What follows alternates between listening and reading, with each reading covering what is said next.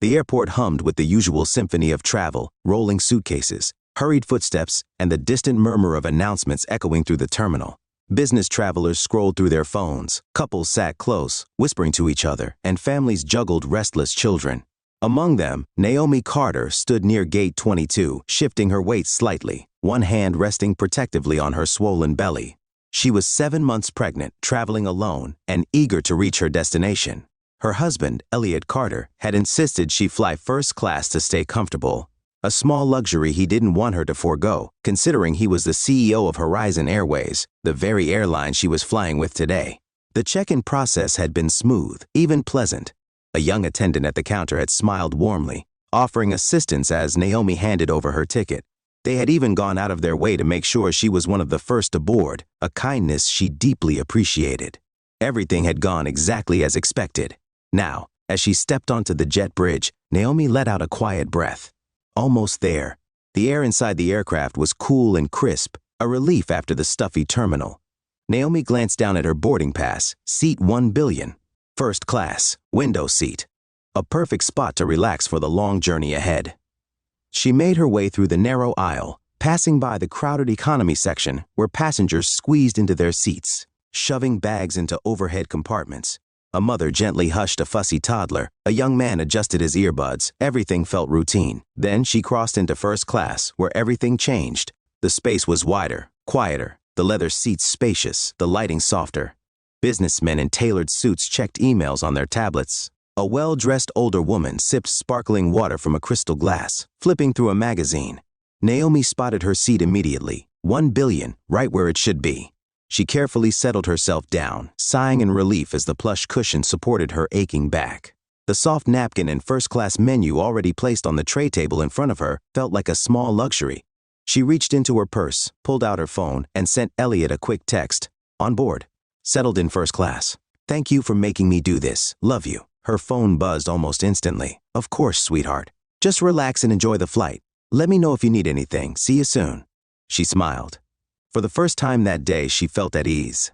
And then, the moment was shattered. A shadow fell across her tray table. The shift in energy was instant, from warmth and comfort to something sharp and unwelcome. Ma'am, a voice cool and clipped cut through the air. Naomi looked up, startled. A flight attendant stood over her, arms crossed, lips pressed into a thin, unimpressed line. Her name tag read, Miss Holloway. She was the epitome of authority. Blonde hair pulled into a perfect bun, uniform. Crisp and immaculate, expression unreadable but edged with something that felt like disapproval. Naomi straightened slightly. Yes? She asked, keeping her tone polite. Miss Holloway's gaze swept over her, not with the courtesy expected of airline staff, but with subtle scrutiny, as if she were searching for something that justified her next words. You must be in the wrong seat, she said. This section is for first-class passengers only. For a moment, Naomi simply blinked. Then, with measured calm, she reached into her purse and retrieved her boarding pass. I am in first class, she said, offering it to the attendant. Seat 1 billion right here. Miss Holloway took the ticket with barely a glance before handing it back. First class is for premium passengers, she repeated, her voice slightly softer but no less firm. Are you sure this is yours? Naomi's fingers tightened slightly over the armrest. A few nearby passengers glanced over, their gazes flickering between Naomi and the attendant. No one said anything, but their curiosity was palpable. I'm sure, Naomi replied evenly. My ticket says first class. Miss Holloway let out a small, exaggerated sigh, shaking her head. Did someone buy it for you? The question was casual on the surface. But Naomi had heard this tone before. She recognized the quiet assumption beneath it, the way people sometimes ask questions that had little to do with logistics and everything to do with judgment. Her pulse steadied. My husband booked it, she answered, voice even. Miss Holloway's lips twitched, as if suppressing something. Her eyes flickered briefly to Naomi's belly, then back up to her face. I see, she said. Then, without another word, she turned slightly as if considering her options. For a moment, Naomi thought the conversation was over. And then Miss Holloway spoke again. I'll have to check with the front desk, she said smoothly. In the meantime, I'll need you to move to economy so we can complete boarding. A sharp hush settled over the space. Passengers shifted uncomfortably in their seats. A businessman in the row across from her pretended to focus on his laptop. The older woman with the sparkling water let out a barely audible sigh. Naomi felt heat rise to her face, but not from embarrassment, from anger. She had seen this before, felt it before, but today she was not in the mood. "You can check," she said, her tone as steady as ever. "But I'm not moving." Naomi didn't move. The weight of Ms. Holloway's words hung in the air like an oppressive fog. She could feel the shift in the cabin, the unspoken tension as passengers stole glances from behind their newspapers, over the rims of their glasses, or from the corners of their eyes. Some looked away quickly, pretending not to notice. Others watched, not out of concern, but curiosity. Because that was always how it happened, wasn't it? People saw, but no one wanted to get involved. Ms. Holloway exhaled sharply, her expression tightening. She was used to compliance, not resistance. "Ma'am," she said again, her voice slower this time, as if she were explaining something obvious to a child. "I don't want to cause a scene, but this seat is not for you." Naomi's fingers curled around the armrest. "And why not?" she asked, her tone measured, controlled. Ms. Holloway hesitated. For a moment she seemed to weigh her words. Then, instead of answering directly, she reached for Naomi's boarding pass again, plucking it from her lap without permission. She barely glanced at it before handing it back. "You must have been given the wrong ticket at check-in," she said dismissively. "That happens sometimes." Naomi let out a slow, controlled breath. "That's not what happened," she said. Ms. Holloway's jaw clenched. "Did someone purchase this ticket for you?" she asked. And there it was. Naomi had heard this question before, not in words, but in meaning. The polite, carefully curated way people in positions of power asked without asking. "Who do you think you are? How did you get here?" She had seen the same look in stores, at hotels, in lobbies, in restaurants. The subtle but unmistakable shift in posture when someone decided she didn't belong. "I told you," Naomi said, keeping her voice even. "My husband booked it." Ms. Holloway's lips twitched slightly, as if she were holding back a response. Her eyes flicked downward, just for a fraction of a second, but Naomi caught it. She was looking at her belly. Naomi had seen that glance before too, the one that judged without a word. She felt her pulse steadily rising, not from fear, not from nerves, but from anger. "I'll have to check with the front desk," Ms. Holloway finally said. Her tone clipped. "In the meantime, I need you to move to economy so we can complete boarding." Naomi's breath hitched slightly. There it was again, not a request, not a suggestion, an order. Passengers were watching now. Their silence was louder than any words could have been. A man in a business suit shifted uncomfortably, staring intently at his tablet. A woman across the aisle, Mrs. Caldwell, an older woman with silver hair and pearl earrings, let out a small disapproving sigh but said nothing. Naomi had spent years navigating moments like these, moments where she had to choose between speaking up or making herself small. But today, there was no choice, because today she wasn't just Naomi Carter, the woman in seat 1B. She was Naomi Carter, 7 months pregnant, carrying a life inside her, and she was not going to be pushed out of her seat. "You can check," Naomi said, lifting her chin slightly, her voice calm but firm. "But I'm not moving." A brief flicker of something crossed Ms. Holloway's face. Irritation? Uncertainty? Disbelief? She took a half step forward, her voice lowering but losing none of its sharpness. "Ma'am, I don't have time for this," she said, her tone cooling into something far less professional. "If you refuse to move, I'll have to call security." The words landed. Like a slap. Passengers exchanged glances. Some of them looked away, pretending they hadn't heard. Others watched, waiting. Because that was how it always was, wasn't it? People saw, but they did nothing. Naomi felt her heartbeat steady. She had been humiliated before. But this was different. A silence stretched between them. Miss Holloway stood tall, believing she held all the power. Naomi did not blink. "If you need to call security," she said, her voice even and unwavering, "then go ahead." A ripple of uncertainty flickered across Miss Holloway's face. It lasted only a second. Then she squared her shoulders. She turned sharply on her heel and marched toward the front of the plane. A low murmur spread through the cabin the moment she disappeared.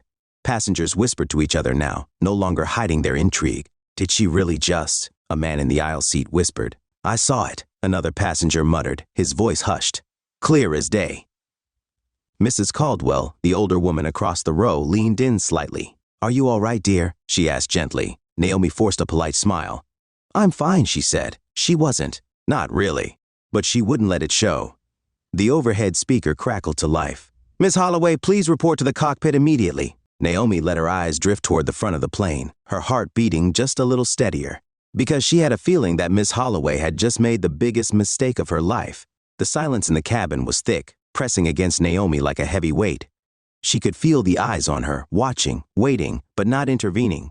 As Ms. Holloway disappeared toward the front of the plane, Naomi exhaled slowly, keeping her posture steady. She would not let this shake her. She had just settled back into her seat, her hand instinctively resting on her belly, when the footsteps returned, quick, sharp, and deliberate. Ms. Holloway stormed back down the aisle, her expression tight with frustration. Naomi looked up, already sensing what was coming. "You need to get up," Ms. Holloway snapped. Naomi didn't move. "I told you," Naomi said calmly. "This is my seat. My ticket is correct." But Ms. Holloway didn't care. Her lips pressed into a thin, angry line, and her voice dropped just low enough that only Naomi could hear, but not so low that it lacked its sharp edge. "Listen," she hissed, leaning in slightly. "I don't know how you got this ticket, but let's not make this difficult. You don't belong in first class." Naomi's breath hitched slightly. She wasn't sure what stunned her more, the audacity or the sheer cruelty of the words. She had expected resistance. She had expected pushback. But this was something else entirely. A murmur spread through the cabin as the tension between them became impossible to ignore. A businessman in the aisle seat adjusted his tie awkwardly, staring at his tablet as if he hadn't heard. Mrs. Caldwell, the elderly woman across from Naomi, let out a small gasp, her lips parting in shock. Naomi's heartbeat pounded in her ears, but she kept her expression composed. "If you have a problem," she said slowly, "I suggest you take it up with your supervisor." Miss Holloway let out a sharp breath, clearly losing patience. "Ma'am, this is my last warning," she said, her tone now full of thinly veiled authority. "Either you move, or I will have you physically removed from this seat." The words sent a ripple through the first-class cabin. A few passengers shifted uncomfortably, their eyes darting between Naomi and Miss Holloway. No one said a word. Not a single person spoke up. Naomi sat still, her fingers lightly pressing against the swell of her belly. She had faced humiliation before. She had been dismissed before, but never like this. And that was the moment it happened. Without warning, without hesitation, Miss Holloway raised her hand and struck her. The sound of the slap cracked through the air like a whip. Gasps filled the cabin. A woman in the row behind them let out a small, horrified cry. The businessman across the aisle flinched, his fingers tightening around his tablet. Mrs. Caldwell let out a stunned whisper. "Oh my God!" Naomi's head snapped slightly to the side. A sharp stinging heat bloomed across her cheek. For a split second, everything felt frozen. Passengers froze in place, shocked into stillness.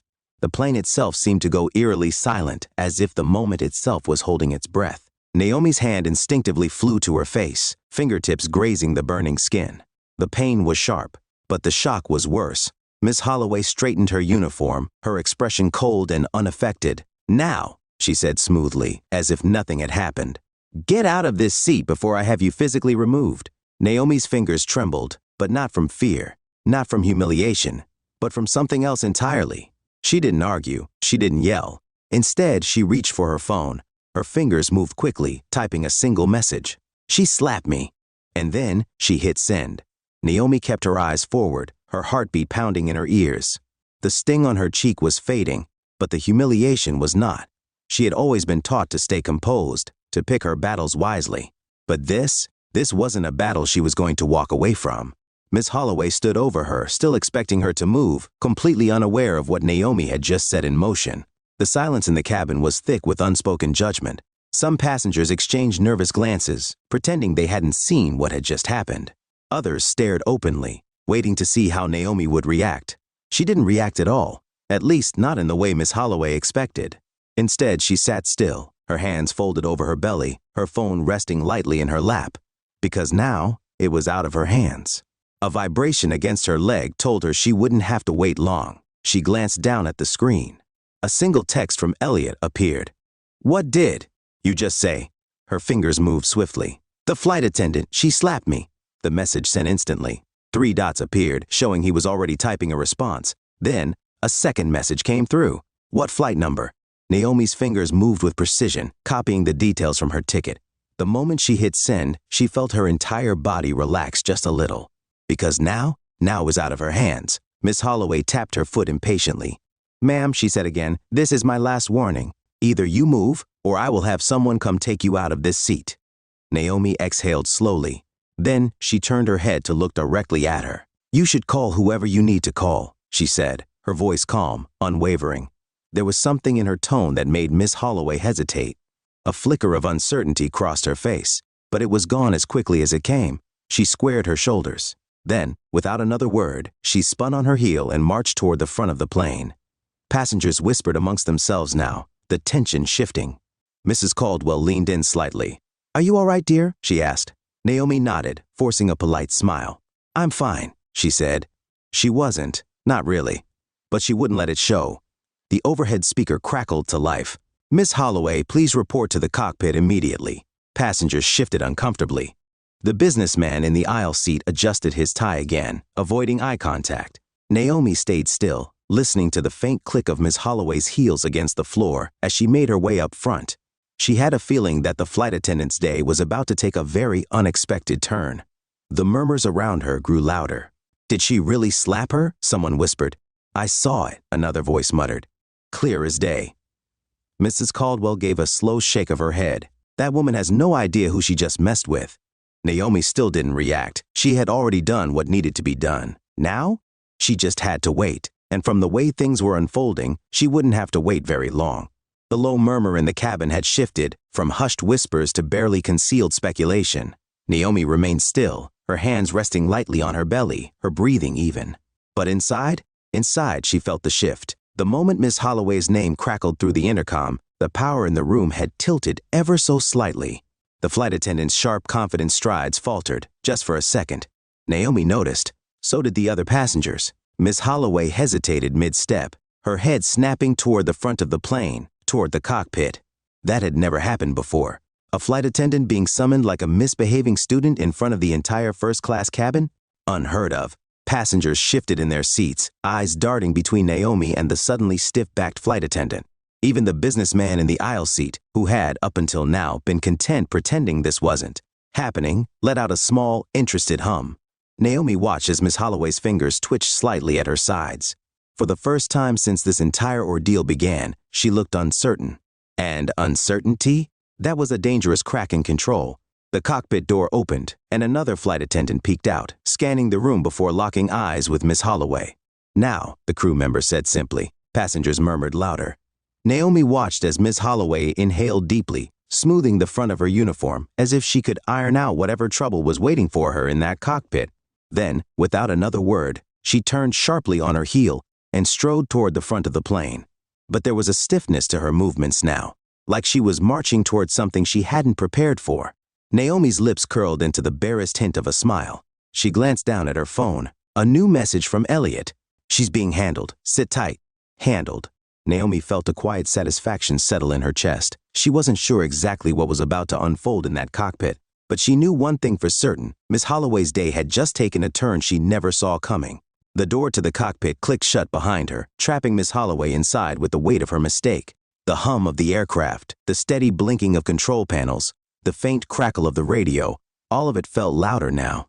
But nothing was louder than the silence. Captain Hughes sat in his chair, his posture rigid, arms crossed. But the real danger sat across from him. The video call screen propped up near the navigation panel flickered slightly, but there was no mistaking the steely gaze of Mr. Calloway, the senior airline executive, staring directly at her. "Miss Holloway," Captain Hughes began, voice calm but firm. "Do you understand why you're here?" Miss Holloway exhaled slowly, forcing her shoulders back. This was just a conversation. She could talk her way out of this. She always had before. "Yes, Captain," she said, keeping her voice even. "I had an issue with a passenger who was refusing to comply with seating policies. I was enforcing protocol." Mr. Calloway's eyes narrowed slightly, but he didn't speak yet. Captain Hughes tilted his head. "You were enforcing protocol," he repeated. Miss Holloway nodded quickly. "Yes," she said. She was in the wrong seat and wouldn't move. "I followed standard airline procedures to correct the situation." The cockpit remained deathly silent. Then Mr. Calloway finally spoke, his voice sharp enough to cut steel. "Did you check her ticket before you told her to move?" The question landed like a slap. Miss Holloway's mouth opened slightly, but for one terrible second, no words came out. Captain Hughes watched her closely, waiting. Mr. Calloway's gaze remained unwavering. Miss Holloway swallowed. She hesitated, then quickly tried to recover. "I didn't have a chance to verify before the situation escalated." Captain Hughes's expression darkened. "So you assumed?" Miss Holloway felt her stomach drop. "I acted based on, you assumed," Mr. Calloway interrupted, his voice cool and deadly calm. The weight of the moment pressed down on her.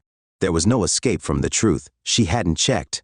She had looked at Naomi Carter and decided, without evidence, that she didn't belong. And now they knew it. Captain Hughes leaned forward. "Miss Holloway," he said, his voice dangerously low, "do you know who Naomi Carter is?" Her throat tightened. She forced herself to stay composed. "A passenger in first class," she said carefully. Mr. Calloway's lips pressed into a thin line. "No," he corrected. "She is the wife of Elliot Carter." The name hit her like a brick wall. A sudden cold dread pooled in her stomach. No, that couldn't be right. Elliot Carter, CEO of Horizon Airways, the man who owned this airline, the man who had the power to end her career with a single phone call. She had put her hands on his wife. She had humiliated the woman carrying his child, and she had done it in front of an entire first-class cabin. The oxygen in the cockpit suddenly felt too thin. Captain Hughes exhaled, rubbing his temples. Mr. Calloway, however, didn't blink. "You just assaulted the wife of the most powerful man in this company," he said, his voice like ice. Ms. Holloway felt a sharp prickle of sweat at the back of her neck. For the first time in her entire career, she had no defense, no excuse, nothing she could say to undo what had already been done. Captain Hughes exhaled sharply. "We have direct orders from Mr. Carter," he said. "You are to return to Mrs. Carter immediately and publicly apologize in front of the passengers." Ms. Holloway's nails dug into her palms. A public apology? The thought made her skin crawl. But then, Mr. Calloway delivered the final blow. "And when this flight lands," he added, his voice eerily calm, "you will be reporting directly to the executive board." A small, sinking moment of realization settled in her chest. She knew what that meant. This wasn't just about an apology. It was about accountability. And after this flight, she wouldn't be an employee of Horizon Airways anymore. Ms. Holloway's jaw tensed, but she managed a stiff nod. "Understood," she said, though the word tasted like acid. Captain Hughes gestured toward the door. "Then I suggest you get to it." She turned sharply, her spine rigid, and walked out of the cockpit, but she could already feel the shift waiting for her on the other side. The moment Miss Holloway stepped back into the first-class cabin, she felt it, the shift, the change in power, the way every pair of eyes turned toward her, unblinking, waiting. She had spent years walking through airplane aisles with absolute authority, her uniform crisp, her voice firm, her commands obeyed without hesitation. But now? Now she was the one being watched. Now she was the one waiting for instructions. And at the center of it all, seated calmly, unshaken, completely in control, was Naomi Carter. She hadn't moved, she hadn't argued, she hadn't needed to. Because she knew, she always knew how this would end. Miss Holloway's stomach twisted as she forced her feet forward, every step heavier than the last. The murmurs in the cabin had grown louder now, no longer just whispers, but full conversations being had right in front of her. "She really slapped her?" a man muttered. "Clear as day," someone else confirmed. A woman in the third row let out a small, amused chuckle. "This is about to get interesting," she said under her breath. But Miss Holloway barely heard any of it. Her pulse was pounding in her ears. Her mind was racing. She had spent years believing she was untouchable, that her presence alone could command obedience. But now she was the one being forced to comply, and Naomi Carter hadn't even had to raise her voice. She came to a stop in front of seat 1B, her hands clenching into fists at her sides. Naomi looked up at her, not with anger, not with smugness, but with something worse. Calm, complete, unwavering calm, because she had already won. Ms. Holloway's throat tightened. She had spent her entire career controlling situations like this, but this time, she wasn't in control. This time, she was the one being put in her place. She inhaled sharply. Then, for the first time in her professional life, she lowered herself onto one knee. Passengers gasped. A businessman in the aisle seat let out a small whistle of disbelief. A woman near the front of the cabin nudged her husband, whispering, "Oh, she's done for." Miss Holloway's hands trembled slightly as she folded them in her lap, keeping her eyes on the carpet. She had never apologized like this before, not once, but now she had no choice. She swallowed, forcing herself to speak. "Mrs. Carter," she said, her voice tight, controlled, but with an edge of forced humility. "I was wrong." A hush fell over the cabin. Passengers leaned in just slightly, eager to hear every word. "I misjudged you," she continued. "I didn't verify your ticket. I made an assumption." Her stomach twisted as the words left her mouth. "I treated you unfairly, and her voice nearly cracked, but she steadied it. "I shouldn't have done that." Naomi tilted her head slightly, her expression unreadable. "You shouldn't have done what exactly?" she asked, her voice smooth, composed. Miss Holloway swallowed hard. She knew what Naomi wanted, the truth. And for the first time in her entire career, she had no choice but to say it. "I shouldn't have assumed you didn't belong in first class," she admitted, her words barely above a whisper. The air in the cabin felt thick, heavy with the weight of what had just been spoken aloud. A few passengers let out quiet murmurs. "Wow," a man muttered. "She actually said it." Mrs. Caldwell, the older woman across the aisle, gave a slow, approving nod. "Good," she said softly. "That's the least she could do." Miss Holloway felt her skin burning. With humiliation. She had spent years commanding respect. Now she was the one being humbled. Naomi let the apology hang in the air for a moment before finally speaking. "Good," she said simply. Then she reached for her glass of water, took a slow sip, and set it back down, completely unbothered. "Now," she added, her voice still impossibly calm, "I'd like to enjoy the rest of my flight in peace." The message was clear. This conversation was over. Miss Holloway felt her cheeks burn with humiliation. She stood up quickly, not daring to meet Naomi's gaze again. Then, without another word, she turned and walked back up the aisle. And this time, she could feel the judgment, the weight of every stare, the quiet murmurs of people who had seen her lose everything in real time. Because she had, and she knew it. As she disappeared into the galley, her knees nearly buckled beneath her. She gripped the counter for support, her breath coming in shallow, uneven bursts. She had never felt this small. She had never been put in her place like that before. And worst of all, she had done it to herself. The flight would land soon. And when it did, she would be escorted off the plane, taken directly to the executive board. And she knew without a doubt that when she walked into that boardroom, there wouldn't be an offer for disciplinary action. There wouldn't be a warning, a second chance, a demotion. No, this was the end of her career. And all because she had looked at a woman like Naomi Carter and decided she didn't belong. Miss Holloway squeezed her eyes shut. She wanted to wake up, to rewind, to undo everything. But it was too late. For the first time in her life, she wasn't the one giving orders. She was the one being removed. And Naomi Carter was the one who had taken her seat. And this time, she wasn't getting up. Miss Holloway barely made it to the galley before her legs gave out beneath her. She gripped the edge of the counter, her breath coming in short, uneven bursts. The reality of her situation was closing in fast. She could still hear the faint murmurs coming from the first-class cabin, the passengers whispering, exchanging glances, their voices heavy with judgment. She had spent years commanding respect, walking through cabins with absolute authority. Now, she was the one being watched, whispered about, dismissed. Her pulse pounded in her ears as she pressed a shaking hand to her forehead. She wanted to disappear, but there was no escaping what came next, because this wasn't over. Not yet. The plane hadn't even landed. And when it did, she would have to walk through the airport, through crowds of people, through security, through her own TO workers, and she would do it knowing exactly what was waiting for her. The walk of shame, the landing announcement crackled through the speakers, and Miss Holloway felt her stomach drop. "Ladies and gentlemen, we are beginning our descent. Please ensure your seatbelts are fastened and tray. Tables are in the upright position." It was happening. The plane was about to land, and when it did, she would be escorted off like a criminal. She could already imagine it. Passengers pulling out their phones, cameras flashing, people watching as she was led away, whispering to each other, documenting her downfall in real time. She had humiliated Naomi Carter, and now she was about to be humiliated in front of the entire world. Her hands clenched into fists at her sides as she forced herself to breathe. She had to keep it together. She had to walk off this plane with some level of dignity. But deep down, she knew dignity had left her the moment her hand had struck Naomi Carter's face. The moment the seatbelt sign dinged off, the tension in the cabin shifted again. Passengers reached for their belongings, but no one rushed to leave. Instead, they were waiting to see how this would end. The cabin door swung open, and standing there, waiting at the entrance, security, 2 uniformed officers, tall, silent, their expressions unreadable. The murmurs in the cabin rose instantly. "This is about her, isn't it?" someone whispered. "She's really getting escorted out," another passenger muttered. Mrs. Caldwell, the elderly woman across from Naomi, shook her head with quiet disapproval. "She deserves this," she said simply. Miss Holloway felt her throat tighten. The lead officer stepped forward, scanning the cabin before his gaze landed directly on her. "Miss Holloway," he said, his tone even but firm, "you need to come with us." A sharp hush fell over the cabin. Miss Holloway forced herself to stand. Her legs felt stiff, as if they didn't want to move.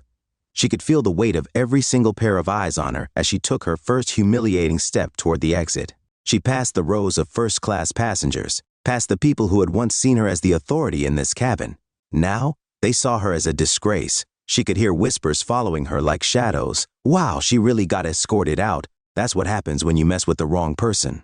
I hope she never works again. Every word felt like a knife. But the worst part? No one, not a single person, spoke in her defense, because no one believed she deserved one. She reached the cabin door, her hands clenched so tightly her knuckles turned white. She stepped past the threshold and into the jet bridge, feeling the cool airport air hit her like a slap. And that's when it hit her. The moment she walked through those terminal doors, it was over. Her career, her reputation, her entire identity. She had spent years enforcing rules, believing she was in control. But now she was the one being removed. Now she was the one who didn't belong, and there was no coming back from that. The moment Miss Holloway stepped into the terminal, the world changed. She could feel it before she even saw it. The buzzing of phones, the hushed conversations, the way airport staff froze mid-task. They're yet to release an official statement regarding the shocking video. But sources confirmed that the flight attendant has been suspended pending investigation. #breaking news Ofmacy, the audacity to slap a billionaire's wife. The career suicide is insane. #Horizon scandal. The internet was in flames. And Ms. Holloway? She was at the center of it all. As she rushed through the terminal, her heart pounding, she knew she would never wear this uniform again. Her career was over. No airline would ever hire her after this. No airport would welcome her back. She had built her reputation on authority, on control. And now, she had none left. She barely made it to the employee exit before she saw them. A line of news reporters, cameras raised, microphones ready. The first journalist pushed forward. "Miss Holloway, can you comment on the incident aboard Flight 326? Another voice shouted over the crowd. "Do you regret your actions? Have you spoken to Mr. Carter? Will you apologize to Naomi Carter?" She turned away, shielding her face. But it didn't matter. The flashes went off anyway. The questions kept coming. And as she pushed past the automatic doors into the blinding daylight, she realized something. She had spent her entire career enforcing the rules. But now she had broken one she could never recover from. She had humiliated the wrong person. And now, the entire world was watching her pay for it. Miss Holloway barely made it through the side exit of the airport before her knees threatened to give out beneath her. The flashes of cameras, the reporters' voices shouting questions she couldn't answer. The humiliation of it all. She had spent years in control, years walking through terminals with confidence, commanding respect, ensuring order. Now, she was a disgraced flight attendant with no career left to salvage. And the final blow was still coming. Her phone buzzed violently in her pocket. Miss Holloway knew who it was before she even looked. With trembling fingers, she pulled out the device, the bright screen flashing the name she had been dreading. Horizon Airways HR department. Her stomach twisted. She swallowed hard, forcing herself to answer. "Hello." There was a pause. Then, "Miss Holloway, this is Margaret Davis from Horizon Airways Human Resources." The voice was cold, professional, unforgiving. "We need to inform you that effective immediately, you are suspended without pay pending a full investigation into your actions on Flight 326. A sharp, painful silence stretched between them. Miss Holloway gripped the phone tighter, her knuckles turning white. I understand," she managed, though her voice sounded strange, distant. Margaret wasn't finished. "You are required to attend a disciplinary hearing with the executive board on Friday at 9 a.m. sharp," she continued. "You are not to enter any Horizon Airways property until then. Failure to comply will result in immediate termination." Miss Holloway felt her chest tighten. This was worse than she expected. She had thought maybe this would blow over, maybe a suspension, a demotion, something she could recover from. But this was the beginning of the end. She forced herself to speak. She cleared her throat. "I understand." There was another pause. Then Margaret's voice softened, just slightly.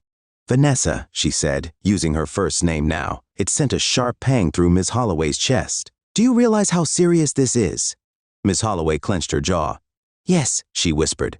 A heavy sigh came from the other end of the line. "You're being investigated for assaulting a passenger. There is video evidence, multiple witness reports, and the fact that the passenger in question is Naomi Carter, wife of our CEO." Miss Holloway closed her eyes. She already knew all of this, but hearing it spoken aloud, it made the weight of her actions impossible to ignore. Margaret continued. "You will be given a chance to present your side of the story at the hearing," she said. "But, Vanessa," her voice dropped slightly, "I wouldn't get my hopes up." And then, click. The call ended. Miss Holloway stood frozen outside the airport, her body numb, suspended, investigated, about to be dragged into a disciplinary hearing she already knew was just a formality. There was no coming back from this. She had spent years making people feel small. Now, she was the one being reduced to nothing. The irony of it all made her stomach churn. She had been so certain that she was untouchable, that she could act however she wanted. And now? Now, she was being erased from the industry she had built her life around. And the worst part? She had done it to herself. Her phone buzzed again. This time she didn't want to look. She knew what was waiting for her. But her fingers moved on their own, unlocking the screen. Social media was still on fire. Airline insider. Breaking: Horizon Airways has officially suspended the flight attendant involved in the first-class scandal. Internal investigation underway. #Horizon Scandal. Justice for Naomi. This is just the start. She needs to be fired and banned from working in aviation ever again. #No excuses inside aviation. Sources confirm that the flight attendant responsible for the altercation is named Vanessa Holloway. Industry experts say it's unlikely she'll work for another airline again. #career over fly with me. It took her years to build her career, and one slap to destroy it. Ms. Holloway's vision blurred. Her name was public now, her face plastered across news outlets, Twitter threads, Facebook articles. And every single comment was the same: fire her, blacklist her. She doesn't deserve a second chance. She squeezed her phone until her fingers ached. This wasn't just a suspension, this was a death sentence for her career. And there was nothing she could do to stop it. The cold airport wind cut through her uniform, but she barely felt it. Her mind raced. What was she going to do? She had spent her whole life working her way up, climbing the ranks, enforcing the rules, controlling everything. And now? Now she had no control left. Friday. That's when it would all be decided. But she already knew the truth. Her career was over. Her reputation was ruined. And when she stepped into that boardroom on Friday morning, it would be the last time she ever walked into a Horizon Airways office. Because once they fired her, she would never work in aviation again. Ms. Holloway closed her eyes. For the first time in years, she felt small. And she finally understood what it felt like to be on the other side. The side that wasn't in control. The side that was powerless. And no matter what happened next, that feeling would never leave her. Vanessa Holloway sat in her dark apartment, staring blankly at the email still open on her laptop screen. It was from Horizon Airways. Subject: final disciplinary hearing, mandatory attendance date, Friday, 9 a.m. status, non-negotiable. Her eyes skimmed the words for the 10th time, but the meaning hadn't changed. This was it.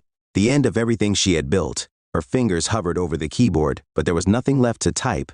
What could she even say? That she was sorry? That she hadn't meant for this to happen? That she never expected one decision to destroy her entire career? She exhaled shakily, closing the laptop. The silence in the room was suffocating. For years, her entire life had been structured around her job. The early morning flights, the crisp uniform, the sense of power she carried with every step down the airplane aisle. She had been proud of her position, proud that she could control a cabin with nothing more than a sharp look and a firm command. But now she was nobody. And for the first time in years, she had no idea who she was without her job. She leaned back in her chair, eyes drifting toward the window. Somewhere in the distance, the faint hum of a passing plane echoed through the night. She used to love that sound. Now, it only made her feel sick. Her mind drifted back to all the moments she had ignored.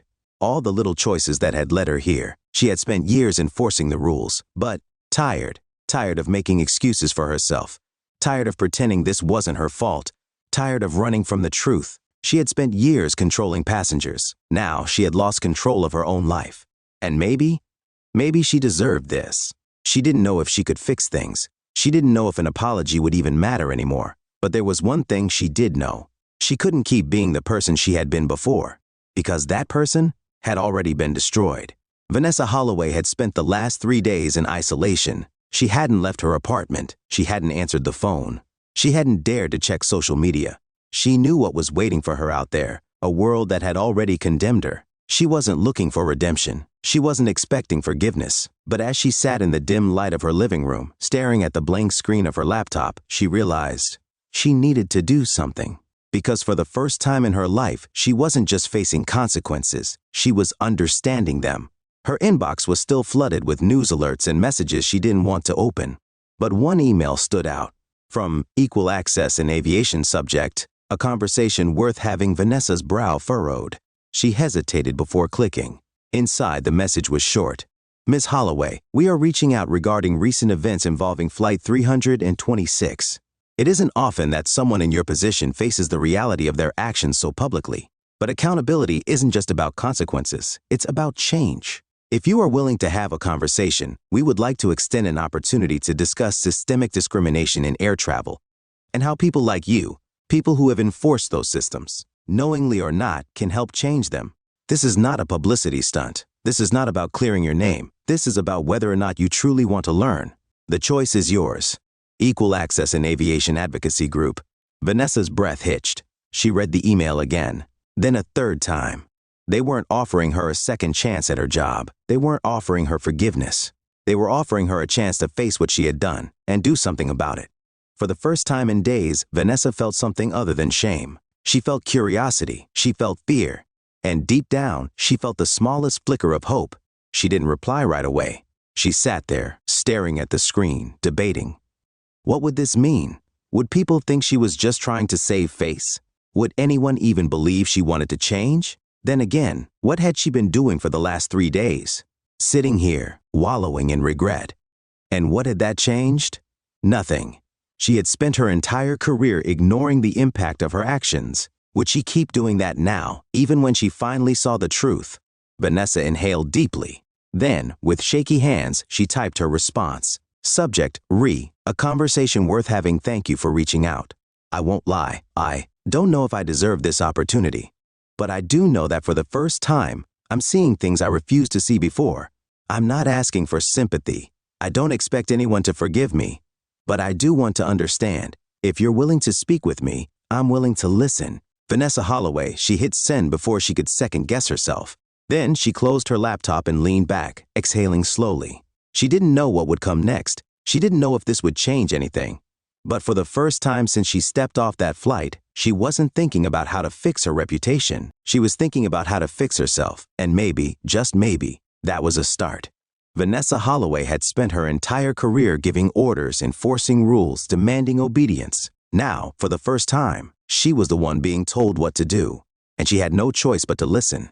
The conference room was smaller than she expected, nothing like the boardroom she was used to, where decisions were made behind closed doors, where power determined who spoke and who was silenced. Here, it was just a round table, a few chairs, and a room full of people who had every reason to hate her. Vanessa sat at the farthest seat, her hands folded tightly in her lap. The people across from her, advocates, former airline employees, passengers who had experienced discrimination firsthand, didn't look at her with anger. They looked at her like they were waiting to see if she would actually face the truth. A woman named Marissa Owens, the director of Equal Access and Aviation, sat directly across from her. She was older, with short silver-streaked hair and sharp brown eyes that missed nothing. "You know why you're here," Marissa said, her voice steady but firm. Vanessa nodded. "I do," she said quietly. Marissa didn't blink. "Then let's start with the most important question," she said, leaning forward. "Why did you do it?" Vanessa's chest tightened. She had expected this question. She had practiced her answer a dozen times in her head. But now, nothing felt right. Because the truth was uglier than she wanted to admit, she inhaled sharply, then forced herself to speak. "I thought I was enforcing the rules," she said. "I thought I was maintaining order." Marissa didn't look impressed. "And?" she pressed. Vanessa hesitated. She could feel every set of eyes on her, waiting. She swallowed hard. "And I assumed she didn't belong," she admitted. The words felt heavy, like they had been stuck in her throat for years. A young man, Jeremy, a former airline employee who had quit after facing discrimination himself, let out a soft scoff. "You assumed," he repeated, shaking his head. Vanessa clenched her fists. "Yes," she whispered. The room was silent, not because they were surprised, because they had seen this before. They had lived it. And now, Vanessa was finally seeing it too. For the next hour, Vanessa did something she had never done before. She listened. She listened as passengers told their stories of being ignored, dismissed, treated as if they didn't belong in spaces they had every right to be in. She listened as former flight attendants spoke about the quiet, unspoken biases that shaped who was treated with kindness and who was treated with suspicion. She listened as Jeremy described the moment he knew he had to leave the industry. "I was a flight attendant for 3 years," he said, his voice even but full of undeniable hurt. "I saw how people like me, black, young, not the usual first-class passengers, were treated differently. I watched flight crews assume things about passengers based on nothing but their looks. He looked Vanessa right in the eye. And then one day, he continued, I realized I was starting to do it too. Vanessa felt her stomach twist. Jeremy shook his head. I didn't want to become like you, he said bluntly. The words hit hard. But the worst part? She understood exactly what he meant. By the end of the meeting, Vanessa felt exhausted, not because the conversation had been cruel or unfair, but because, for the first time, she had faced who she really was, and she didn't like that person. As the attendees gathered their things, preparing to leave, Marissa Owens remained seated. One more thing, she said. Vanessa looked up. This can't just be a meeting you attend and forget, Marissa said. You need to do something with what you've learned today. Vanessa nodded. I know, she said softly. Marissa studied her for a long moment. Then she reached into her bag and pulled out a folder. She slid it across the table. Vanessa hesitated before picking it up. Inside was a list of upcoming advocacy workshops, training sessions designed to teach flight crews how to recognize and fight bias in the airline industry. At the bottom of the page was a simple line of text. If you want to help fix the system, start here. Vanessa's hands tightened around the paper. A year ago, she would have laughed at this. 6 months ago, she would have ignored it. Even a week ago, she would have found an excuse to avoid it. But now she understood something she never had before. Change doesn't come from saying I'm sorry. It comes from proving you mean it. She looked up at Marissa and nodded. I'll be there, she said. Marissa raised an eyebrow. We'll see. And with that, she stood and walked out, leaving Vanessa alone in the quiet room. For the first time in her life, Vanessa Holloway wasn't sure where she was going next. But for the first time, she knew exactly where she needed to start. Vanessa Holloway had spent the last decade believing she was in control. Control over her cabin, control over her career, control over the people who stepped onto her flights. But now she knew better. Because control wasn't power. Power was knowing when to listen instead of command. Power was admitting when you were wrong instead of defending your mistakes. And for the first time in her life, she wasn't trying to hold on to what she had lost. She was trying to become someone different. The training session had just ended, and Vanessa sat quietly in the back of the conference room, watching as flight attendants, both new and experienced, gathered their things and prepared to leave. She had attended every session since she received the invitation from Equal Access in Aviation. She hadn't just listened. She had learned, and now she was about to do something she never thought she'd do. She was about to teach. At the front of the room, Marissa Owens, the woman who had once challenged her to change, called out, Before you all go, we have a guest speaker today, or someone who understands this issue firsthand. Vanessa's chest tightened. This was it, the moment she had been working toward. The moment she had earned, not demanded. Marissa turned toward her. Vanessa, would you like to share your story? She had once commanded entire cabins with her voice, but now she had to speak in a different way. She stood, walking to the front of the room, her heart pounding. She looked out at the faces staring back at her. Some were curious, some were skeptical, some knew exactly who she was. Vanessa took a slow breath, and then she told the truth. I spent 10 years as a flight attendant, she began, her voice steady. I believed I was good at my job. I thought I was fair. I thought I was just following policy. She met the eyes of a young flight attendant in the front row. But the truth is, I was blind, and it took me losing everything to realize it. The room was silent. She continued. I was the flight attendant from the viral video, she said. No one gasped. They had already known. But now they were hearing it from her. I humiliated a woman who had done nothing wrong. I ignored her when she told me she was in the right seat. I assumed she didn't belong there. She inhaled deeply. And then I did something worse. She forced herself to say it. I hit her. A few people shifted in their seats, but no one spoke. I lost my job. I lost my reputation, and I deserved to. She let the words settle. But what I learned from that experience, she continued, is that consequences don't change people. Choices do. She gestured to the room. You're all here because you want to do better. And I'm here because I wish someone had made me see the truth sooner. She met Marissa's gaze. And because people like her didn't give up on me. When the session ended, a few flight attendants lingered. One, a young woman named Kim, walked up to Vanessa hesitantly. I just wanted to say, I respect what you're doing, she said. Vanessa nodded. Thank you, she said softly. Kim bit her lip. My mom was kicked out of first class once, she admitted. She never told me until I saw your story. Said she didn't want to cause a scene. Vanessa's stomach twisted. She had spent years making passengers feel small. She could never undo that. But maybe, if she kept doing this work, kept trying, to change the system instead of enforcing it blindly, she could stop it from happening again. She looked Kim in the eye. "I'm sorry that happened to her," she said, "and I hope this helps make things better." Kim nodded, then walked away. Vanessa let out a slow breath. She wasn't looking for redemption. She wasn't looking to be liked again. She was just looking to make this mean something. And that was enough. As she stepped outside, heading toward her car, she paused. A familiar woman stood at the edge of the sidewalk. Naomi Carter. Vanessa's heart stopped. They hadn't spoken since that day on the plane. Naomi's expression was unreadable, but there was no anger in her eyes, just curiosity. Vanessa swallowed. She had prepared for this moment. She knew she might see Naomi one day. She knew she would have to face the woman she had wronged. But instead of rehearsing an apology, she simply said, "Thank you." Naomi raised an eyebrow. "For what?" "For not letting me get away with it," Vanessa said. A flicker of amusement crossed Naomi's face. "I wasn't doing you a favor," she replied. Vanessa gave a small, tight smile. "I know." Naomi studied her for a moment. Then finally she said, "Good." She turned and walked away. Vanessa let out a breath she hadn't realized she was holding. That was all she needed. Not forgiveness, not approval, just the knowledge that she had done the work, and she would keep doing it. Because change wasn't about making things right for herself. It was about making sure no one else had to go through what Naomi did. And that was a new beginning worth fighting for. Life has a way of teaching us lessons in the most unexpected ways. Sometimes these lessons come as gentle nudges, small reminders to slow down, to be kinder, to listen more. But other times, they come like a storm, loud, unforgiving, and impossible to ignore. The story of Vanessa Holloway serves as one of those storms, a stark reminder that the way we treat others, the assumptions we make, and the power we wield, whether great or small, carry consequences that can shape not only our own futures but the lives of those around us. At the heart of Vanessa's downfall was a simple yet profound truth: we are defined by our choices. She spent years believing she was enforcing the rules, upholding standards, maintaining control.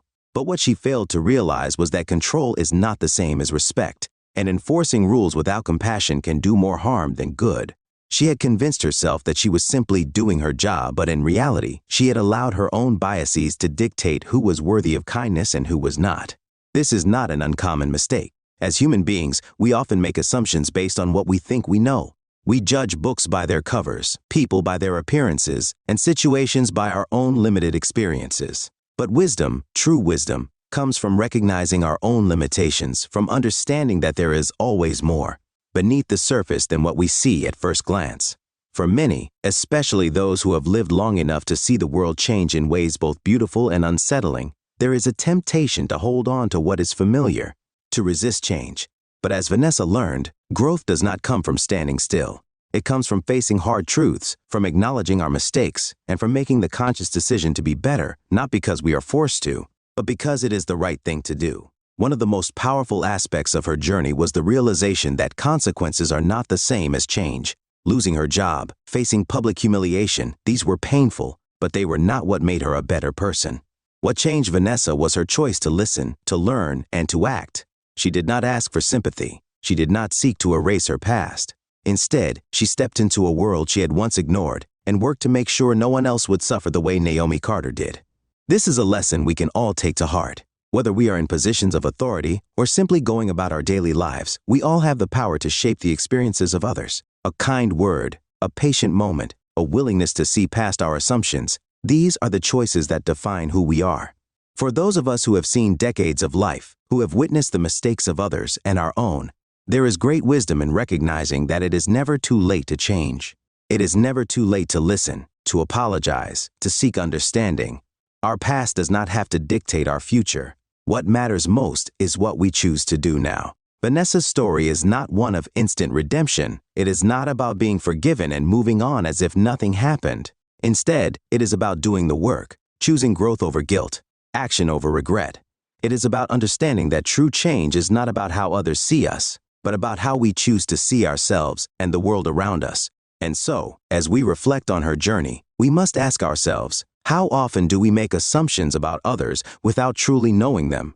Have we ever dismissed someone's experience simply because it didn't match our own? When was the last time we truly listened, to learn, not just to respond?